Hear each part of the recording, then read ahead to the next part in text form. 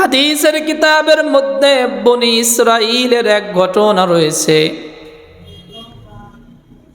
নবীজি বলেছেন, মিফতাহু কুল্লি শাররিন, যে নেশা হলো সব গুনাহের চাবিকাঠি। এটা কেমনে? বনি ইসরাইলের এক ঘটনা আছে যে এক জালেম আল্লাহ পাক রব্বুল আলামিনের একজন বুজুর্গ বান্দাকে আটকিয়ে দিছে। কোনো কারণে তাকে ধরে ফেলছে, ধরে আটকায় রাখছে। তাকে তার ধর্ম থেকে বিরত রাখার জন্য চেষ্টা শুরু করছে। এক পর্যায়ে তাকে 4টি অপশন দিছে, যে 4 অপশনের 4 কাজের যে কোনো একটা করতেই হবে, না করলে তাকে হত্যা করা হবে। কয়টা? তাকে যেই রুমের ভিতরে আটকায় রাখা হয়েছে, দীর্ঘদিন পর্যন্ত খাবার দেওয়া হয় না, পানীয় দেওয়া হয় না। আল্লাহর এই বান্দাকে এক পর্যায়ে অপশন দেওয়া হয়েছে 4টি। 4 অপশনের যে কোনো একটা যদি গ্রহণ করে তাকে ছেড়ে দেওয়া হবে।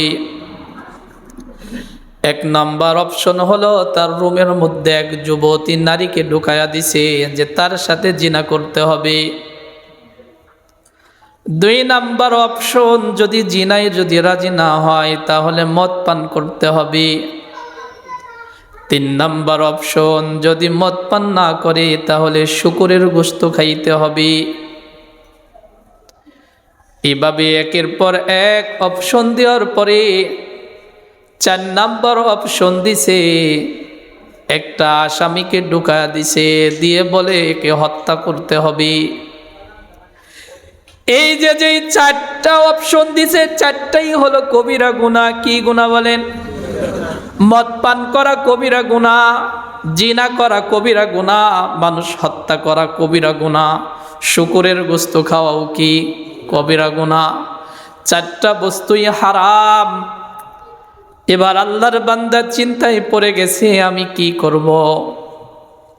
যদি আমি জিনা করি তো আমি একা গুনাহ করলাম না, যার সাথে গুনায় লিপ্ত হলাম সেও তো গুনার ভাগী হয়ে গেল। এবার এভাবে চিন্তা করতেছে, যদি আমি মানুষ হত্যা করি এখানেও আমার গুনাহ হলো, তবে যাকে হত্যা করলাম তার আপনজনেরা কষ্ট পাবে। বিভিন্ন কিছুকে চিন্তা ভাবনা করে এক পর্যায়ে তিনি সিদ্ধান্ত নিলেন যে আমি সামান্য 1 ঢোক মদ পান করব। কি করবে? মদ পান করার সিদ্ধান্ত নিলেন। যখন সে মদ পান করলেন, নাউজুবিল্লাহ করার পরে তার মাথা, তার মস্তিষ্ক বিকৃত হয়ে গেল, মাতাল হয়ে গেলেন। মাতাল হওয়ার সাথে সাথেই তার রুমের মধ্যে যেই যুবতী নারী ছিল, এই যুবতী নারীর সাথে আগে জিনায় লিপ্ত হলো।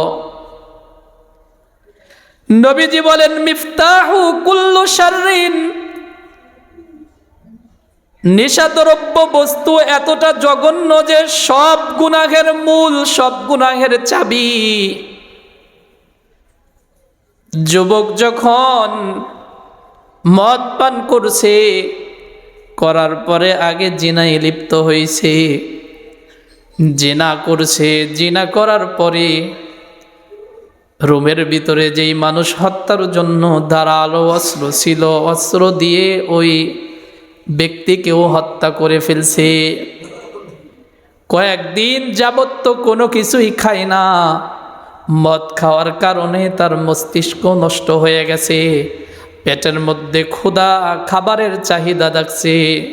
সামনে যে কিসের গোশত এটার কথা আর মনে নাই, শূকরের গোশত সে খেয়ে নিছে।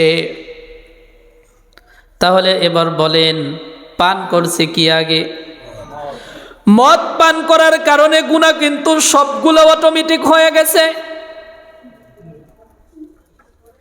এজন্য হযরতে আবু দারদা রাদিয়াল্লাহু তাআলা আনহু বলেন, আমার প্রিয় মাহবুব মুহাম্মদুর রাসূলুল্লাহ আমাকে যে ওসিয়াত করেছেন, এই ওসিয়াতের মধ্যে আমাকে বলেছেন, আবু দারদা লা তাশরিবাল খামর, তুমি মদ পান করবে না,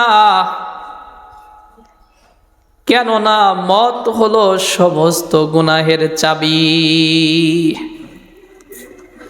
আমাদের দেশে যত সংঘবদ্ধভাবে দর্শন হয়, এই দর্শনের মূল কারণ হলো সবাই নেশাগ্রস্ত থাকে। নেশাগ্রস্ত যদি কেউ না হয়, তাহলে দলবদ্ধভাবে নিজের বোনকে দর্শন করতে পারে না। বলতে পারেন নিজের বোনকে তো করে না।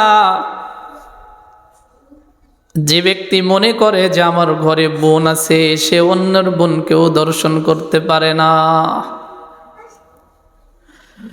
নবী আলাইহিস সালাতু ওয়াস সালামের কাছে একজন কালিমা পড়ে মুসলমান হলেন।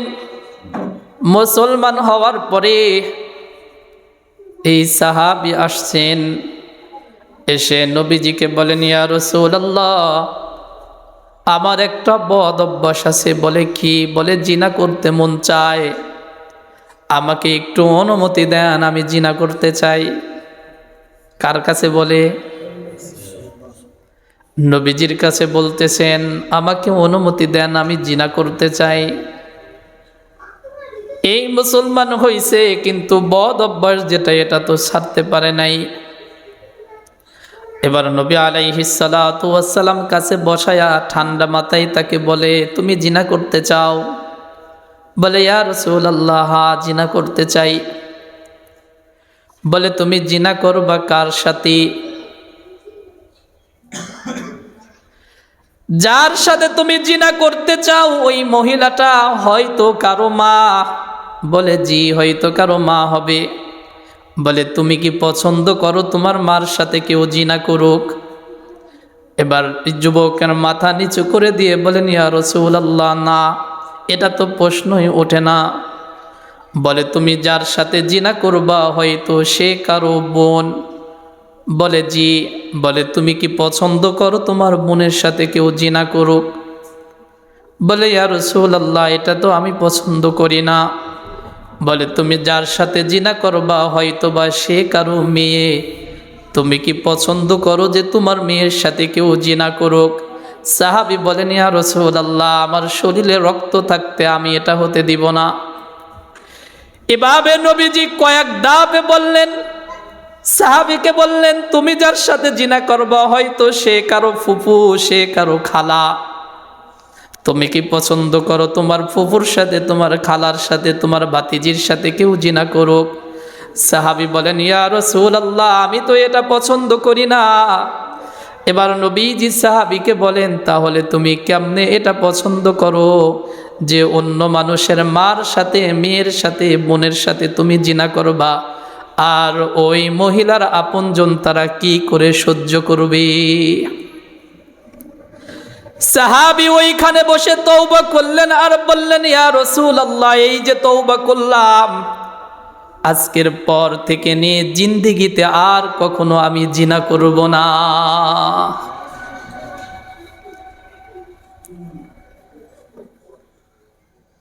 নবী আলাইহিস সালাতু ওয়াস সালাম বলেন, আমার উম্মতেরা শেষ জামানা তাদের অবস্থা এমন হবে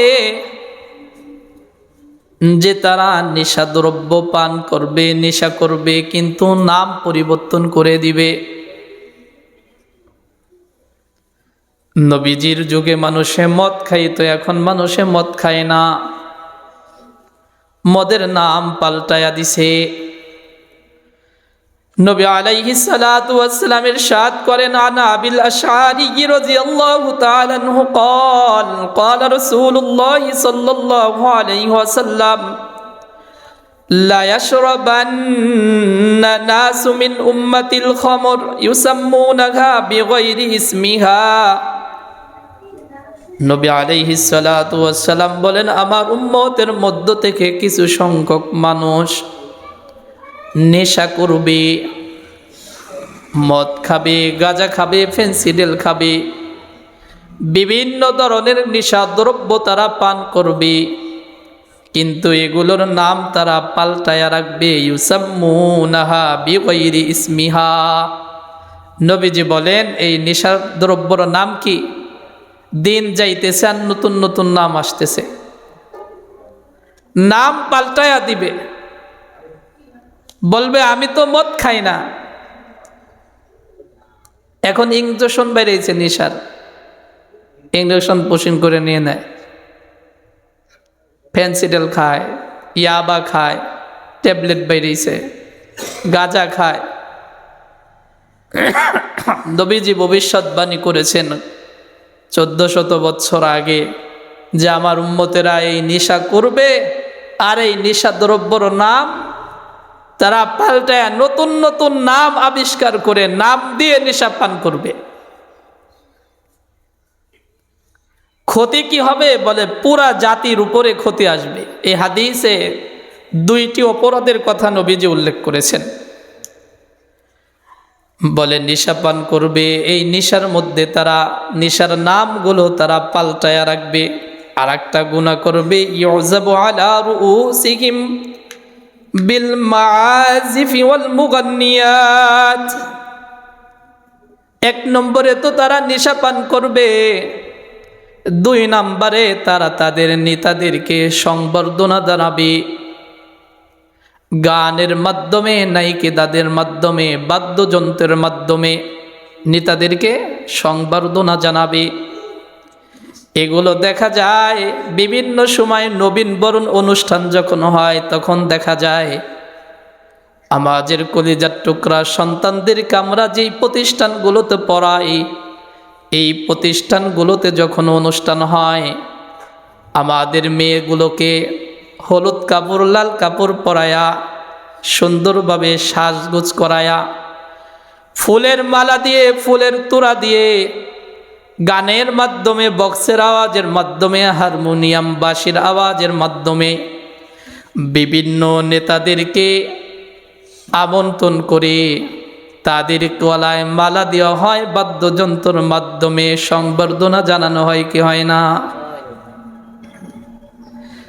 নবীজি বলেন, ইউযাফু আলা রুউসিহিম বিল মাআজিফি ওয়াল মুগান্নিয়াত ইয়াখসিফুল্লাহু বিহিমুল আরদ। এটা যখন হবে, ব্যাপক হারে যখন মানুষ নেশাদ্রব্য পান করবে আর নেতাদেরকে যখন সংবর্ধনা জানাবে গুনাহের মাধ্যমে, বাদ্যযন্ত্রের মাধ্যমে, আল্লাহ পাক রব্বুল আলামিন তখন বমি ধসিয়ে দিবে, নাউযুবিল্লাহ। ইয়াখসিফুল্লাহু বিহিমুল আরদ, ভূমি ধসে যাবে, বিভিন্ন এলাকায় মাটি ধসে যাবে, ভূমিকম্প হবে, বিল্ডিংগুলো ধসে যাবে, বিভিন্ন প্রকারের আযাব শুরু হয়ে যাবে। ওয়ায়াজআলু মিনহুমুল কিরাদাতা ওয়াল খানাজির, আর কিছু সংখ্যক মানুষের চেহারা আল্লাহ তাআলা বানরের মতো করে দিবে, শূকরের মতো করে দিবে। মুহাদ্দিসিনে ইকরাম বলেন যে কিয়ামতের আগে কিছু সংখ্যক মানুষের অবস্থা প্রকাশ্যেই এমন হবে, রাত্র যাপন করবে গুনাহের মাধ্যমে,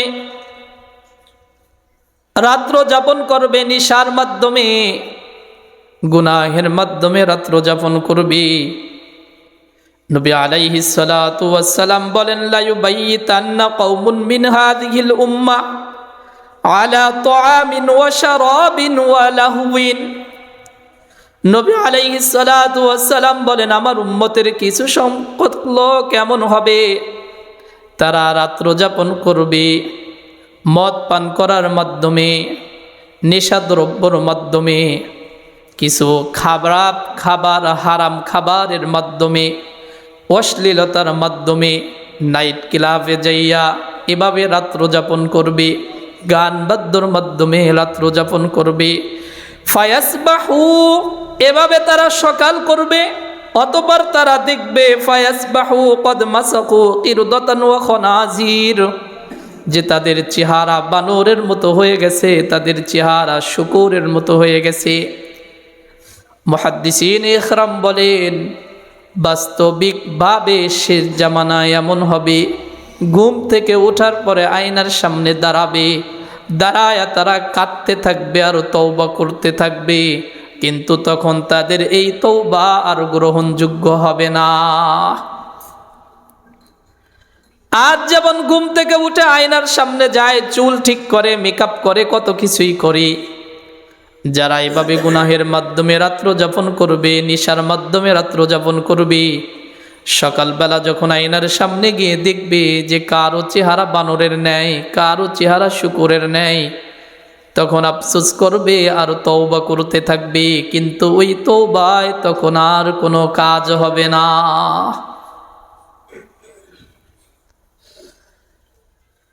এজন্য আমার ভাইয়েরা, আল্লাহ পাক রব্বুল আলামিন যত বস্তু নিষেধ করেছেন, এর মধ্যে গুরুত্বপূর্ণ একটা নিষেধযোগ্য বস্তুর নাম হলো নেশা।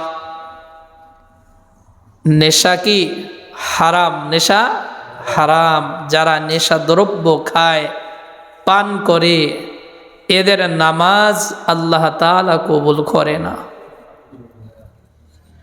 যারা নেশায় অভ্যস্ত, এদের নামাজ আল্লাহ কবুল করে না। এদের শরীর, নবী যে হাদিস ইরশাদ করেছেন, কমসে কম 40 দিন তাদের শরীর নাপাক থাকে। 40 দিন শরীর নাপাক থাকে। আরো দুনিয়াবি ক্ষতি আছে, আখেরাতে ক্ষতি আছে।